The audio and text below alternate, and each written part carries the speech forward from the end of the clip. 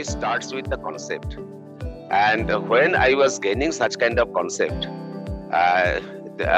then I also developed that I have a strong passion of teaching. So in a nutshell, I thought I have some adequate experience from the industry. Upon having that some experience from the industry, then I switched to my passion, which has become my obsession, which is teaching. And I'm teaching undergraduate students as well as postgraduate students. Then eventually, of course, it was destined perhaps that, I was very much interested for mechanical engineering, but I never knew that it would be my core area. Finally, I will like to teach my students in manufacturing process.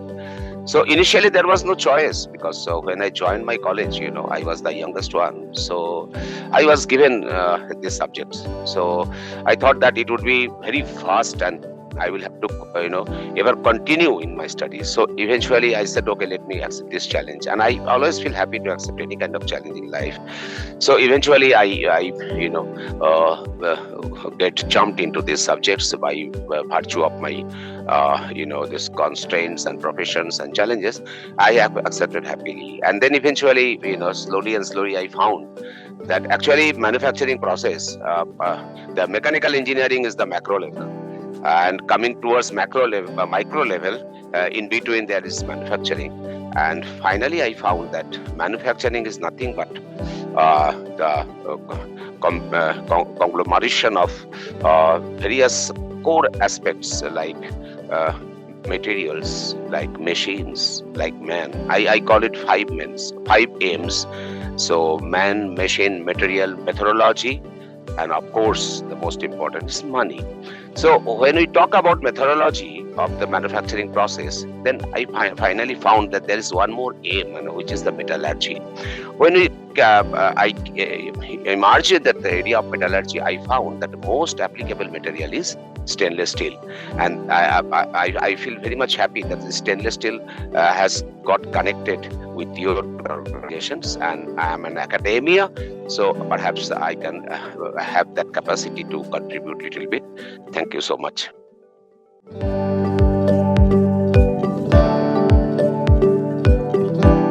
Elements of stainless steel. As the name suggests, stainless, and your publication is also stainless today.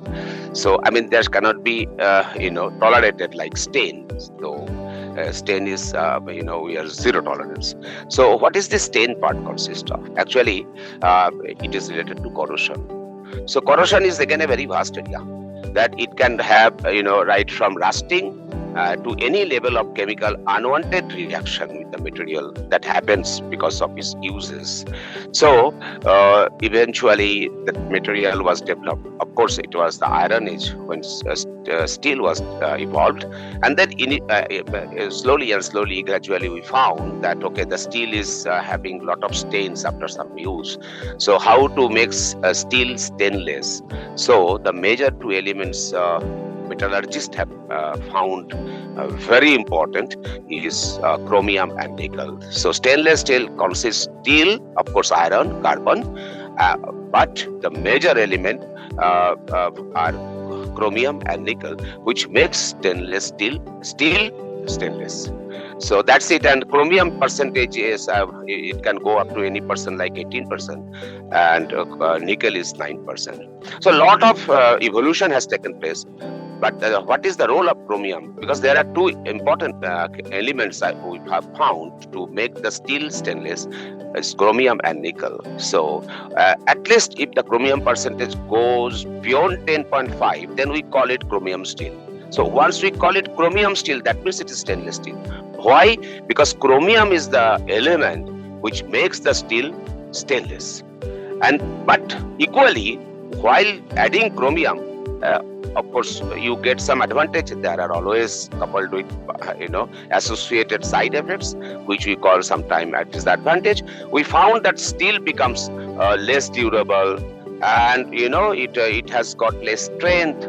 So to increase that strength element, to durability element, and there are other aspects of steel as far as manufacturing is concerned.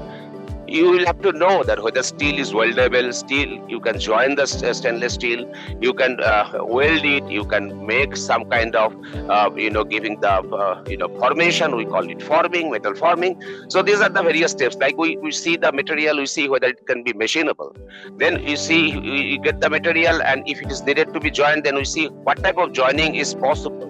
Then if you like to form the material, then okay, there are different types of forming, right? From hot roll, cold roll, so many things. Wet drawing, forging, fusion, and if the such things are not actually taking place, not possible to take place, then of course we can go for casting. This is another manufacturing, the part of manufacturing process. So in a short, we have to make the steel corrosion resistant, and simultaneously it should give good strength and ductility. What is ductility? It is nothing but the metal has got the capacity to be elongated beyond plastic, beyond elastic limit, we call it plastic. So material has to be heated up to that recrystallization temperature, when we can put the various molecules of the metal in the microstructure much formed. So that makes the material bit ductile. What is the benefit to make the material ductile? It actually helps you to get it deformed. So you can accordingly make various kind of form. We finally actually in the production house, from input to output, in between it is the processing. So the output is according to your desired output. You require certain shape, certain size, certain dimension, blah, blah, blah. So that can be intricate, that can be simple, anything. So that, but finally at the end of the day, customer is actually looking for its durability, how long it can be used. And of course there are associated other things, like it should be hygienic, it should have aesthetic means, and of course the last but not the least, most important, that it should be green, it should be sustainable, it should not pollute our environment.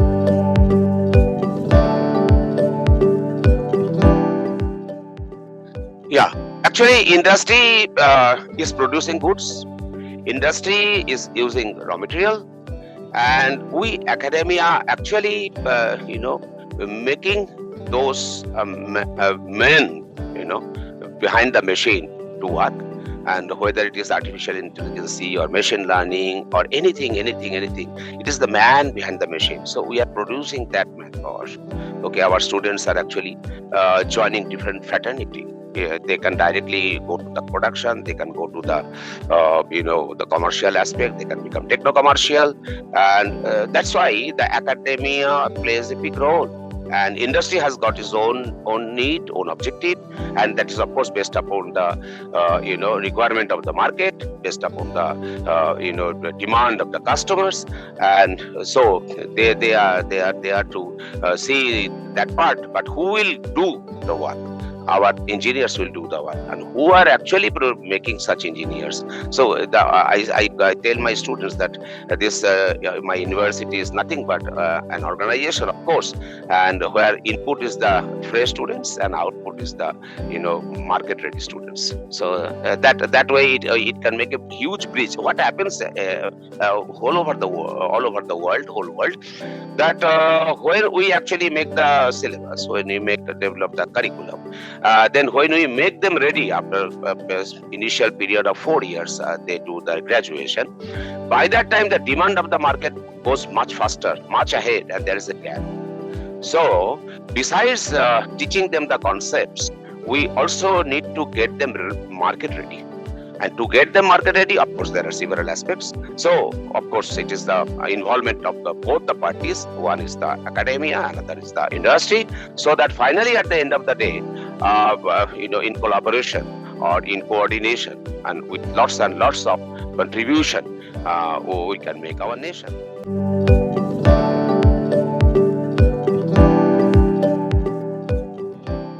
Yeah, so particularly as far as stainless steel is concerned, so amidst other academic and other things, because actually the class is very common. The class is, all the most it is heterogeneous. Class is heterogeneous in respect of their background and in respect of their future mission. So one of my very good student in my class, one day I was asking him, making some interaction, and I found that his ambition is to become multimillionaire in as less as possible time. So I said, then you are not going to industry directly, because industry won't pay you much, at least in the beginning, without having 5, 6, 10 years of experience. He said, sir, I will see what kind of business I can adopt. Then I said, what is engineering, and particularly manufacturing process, mechanical engineering will help you? So, I mean, he could justify his education. He said that education never go waste, and that way this knowledge of mechanical engineering, manufacturing, of course, is going to help me. So these are the challenges that actually we face every day. So class is heterogeneous in respect of skill, in respect of dynamism, in respect of expectation, in respect of so many other things. So we try to catch their different levels of expectations, and so they are having different visions, missions.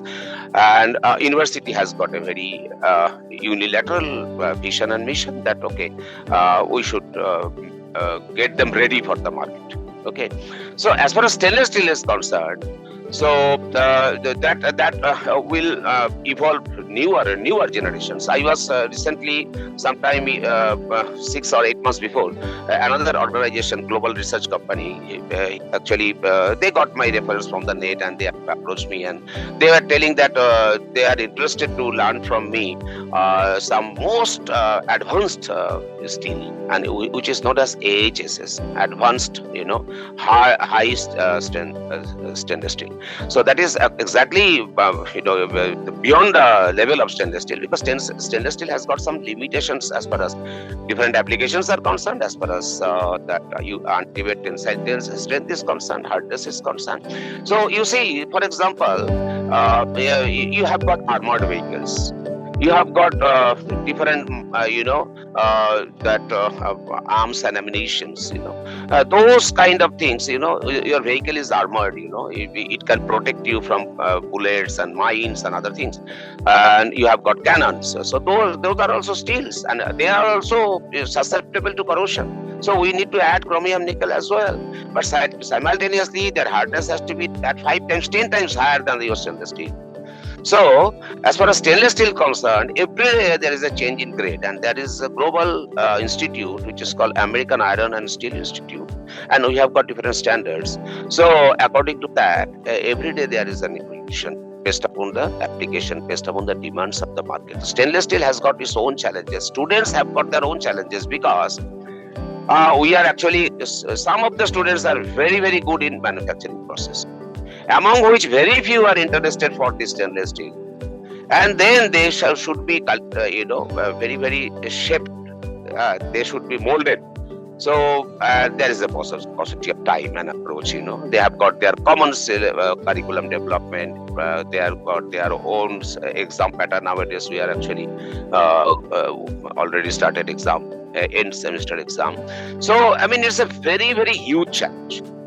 And there is always scarcity of manpower, especially the teaching faculty, as well as in medical support system. You have found there are very less number of doctors,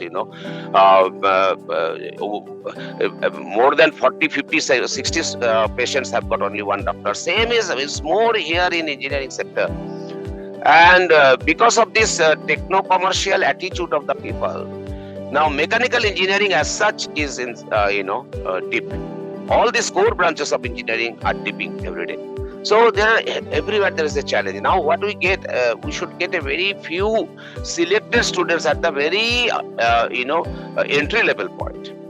And for that reason, there are certain modules available with me. But so far I did not get such kind of opportunity, to sit with the people, developing our curriculum. And I have got adequate experience from the industries. I know their demand. I know the demand of the market. But there is a huge gap. You see, I am actually, teaching that particular subject of manufacturing technology to a group of 160 students in 2 groups. You can imagine it. Each class is consisting of 80 students. Now, in such 80 students, there might be only 3 or 4 students interested for particularly stainless steel. Beyond stainless steel, there is a machine. Beyond machine, there is some kind of methodology. And in methodology, there is machining, casting, forging, blah, blah, blah, blah. So it is a very, very concentrated area that material, stainless steel is concerned, which has got wide ranges of applications. And everyone is aware. Everyone is aware its applications, right from your kitchenware. Every day we are using spoon in the breakfast. That spoon itself is made of stainless steel. And now I have mentioned about that AHSs. Again, it is a part of stainless steel, but beyond stainless steel. Okay, it is not exactly stainless steel. So this is the kind of requirement, from bottom to top, from ground to sky.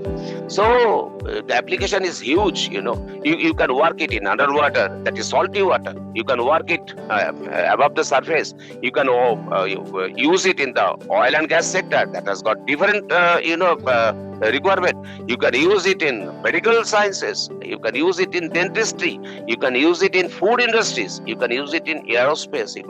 You are using it in rail, and where not, everywhere.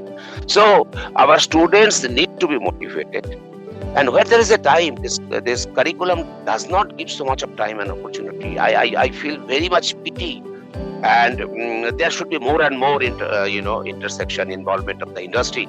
They should come and they should tell about their prospect, and they can make their career so well, and they are not aware that we are not able to even entered into that manufacturing sector.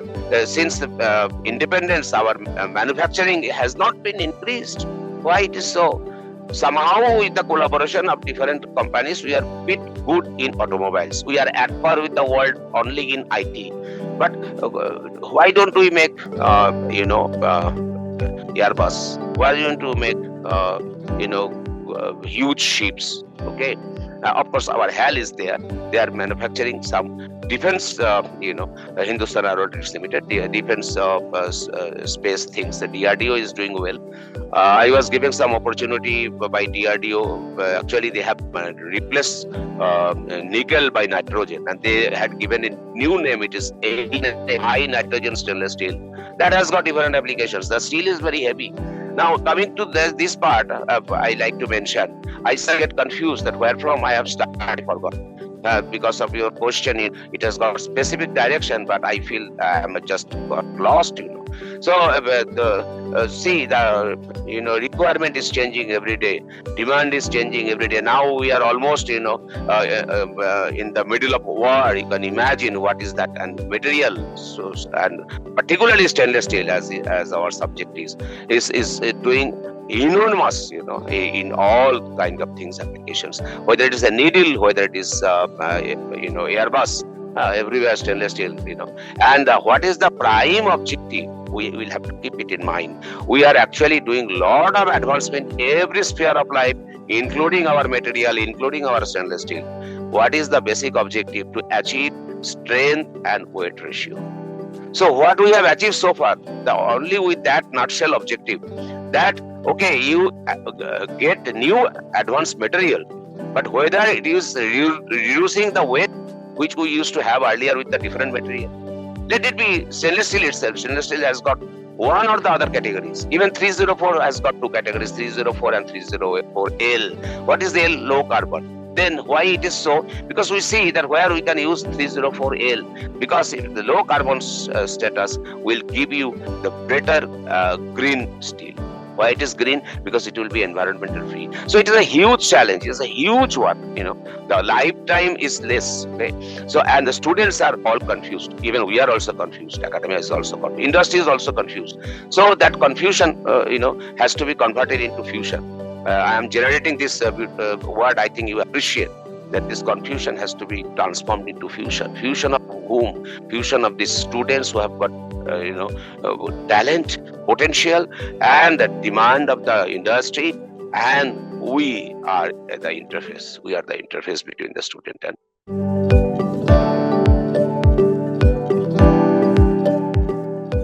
Yeah. So there are two things that we will have to compete with the world, because you do anything and everything. Not only manufacturing, not only stainless steel. the mission objective is that you should be competitive. And besides you become competitive, you should not add any kind of such detrimental things into the nature, and that actually makes you globally competitive. Okay, so you are competitive, that's fine. Competitive in respect of product, in respect of quality. So that's a huge area. Your students have to learn about quality, inspection, how to use artificial intelligence. Now we are already going to Industry 5.0, and Industry 4.0 talks about all such things, this IoT and artificial intelligence, machine learning. So, I mean, students have been also badly loaded. I remember while I was doing my undergraduate course, there was no such kind of things. So, we did not have any idea that what is carbon, what is footprints. We understood these two things. So carbon is an element, and footprints, okay, footwears. We make prints. And now when you add these two words, while talking with you, I have just got this, words evolving in my mind. First time, I should say, because of your unique question. That first of all, you should be, environment friendly. You cannot pollute, because very, few years before I knew that unknowingly we have allowed USA to dump their all rotten industries in India, and those industries actually they are getting the product, and our air is polluted. And I am sitting in the very, very dense polluted area which is known as Delhi. I think is the largest polluted area, or at least second or third largest polluted area in the world. You can imagine we are inhaling poisonous gas. So you can understand about the effect of pollution. So we must be environment free. Now there are stringent requirement that, okay, whatever you like to make, whether you are like to make a small hair clip or safety pins, okay, so you should be aware about the standards, and that standards is connected with the environment, that you cannot actually increase the carbon footprints. You cannot pollute our climate with more carbon. And finally it is sustainable, then only it will become sustainable. If you produce something at the cost of the health of the customer, who will use? If the customer, does not leave, then who will use it? So first of all, he will have to take care of his health, your customer's health, security, safety, everything is so important. Now, even a few years before, we are not at all concerned. I have been teaching last 30 years. I should say that during my first 50% of my tenure, I was not aware that I am going to face that kind of challenge. So you can imagine what is the kind of, requirement, understanding, knowledge and interfacing we have. So sustainability and this, greenhouse monitoring, all these gases are greenhouse gases, this methane and other things. And it is actually, when you talk about the dimension and measurement, it gives carbon equivalent. So all such gases are actually, we are equating to carbon equivalent, that is equal to the polluting, making carbon or carbon dioxide. Because carbon plus oxygen makes carbon dioxide, and which is highly poisonous, all of us know. So our children level, in the middle level students, they should be prepared. I think not only in our, engineering education, some little, backup should be given to even middle school students. So I think whole lot of curriculum needs a very, very paradigm shift, because students before coming into engineering, some of them should be, and there should be actually, like I know Jindal has got a special stainless steel academy and all such things, So I feel that now tomorrow it is perhaps evolving like that there will not be any core branches like mechanical, electrical and civil. Rather they will be distributed. Okay, what are you doing? Oh, I am doing graduation in stainless steel. And it has got that vastness, So even now in our time, first year of engineering, we used to go through all such English, language and civics, sociology, economics. I was just wondering that we have already studied in 12 physics, chemistry, math. Again we are studying. But now the students, they have been given lot of more responsibilities. So there is no, possibility to touch those old subjects again, physics, chemistry, mathematics and all such subjects. because AI has come, because machine learning has come. They will have to study those also. Engineering drawing, that name itself disappeared. It has now come as engineering graphics. Why the name has been different? Because it has now is nothing like just drawing on the sheet. Of course, initially concept to clear the concept, it should be drawn on the sheet only by the help of pencil and a geometry box. But now finally they are actually going to learn AutoCAD, CAD, computer-aided design. They will have to do. So in our time, there were three drawing class, ED1, ED2, ED3. Now there is engineering graphics 1 and engineering graphics 2 directly take them to CAD. So I'm just giving some examples that how they should be global, how they should be one way concentrating to be very, very sensitive as far as sustainability is concerned, as far as carbon footprint is concerned, as far as environment is concerned, and another way they should be expert. And only expert people can exist because AI has come, and even other day one of my doctor friend was telling that they are also applying AI. So we are applying AI, they are applying AI, AI people are applying AI. So there are definitely other challenges which are evolving more and more. And I think I have taken a little more time, so I can talk hours together. Okay, so but that can go on. That should not be confusing, because the subject is very vast. Actually, I feel so now.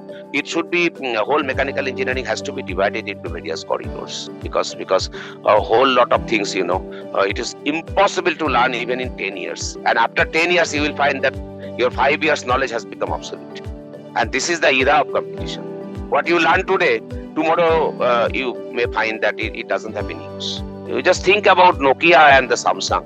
Nokia never knew that they will be wiped out from the market because they were so egoistically overconfident that they felt that there won't be any existence of touch screen. I'm taking two different journey, but I'm trying to connect you that this is the kind of challenges. And everyone, every factory, everything is connected with manufacturing, and to a great extent your stainless steel is contributing. But at the same time, we will have to think of sustainability and this impact of greenhouse, and how more and more climatically we have become sensitive, and it has to be fixed. Okay, sir. This was a very educative and informative interview, and those were my questions. Thank you so much for giving us your time, and I'm sure we will get more inputs from you for the website in the coming future.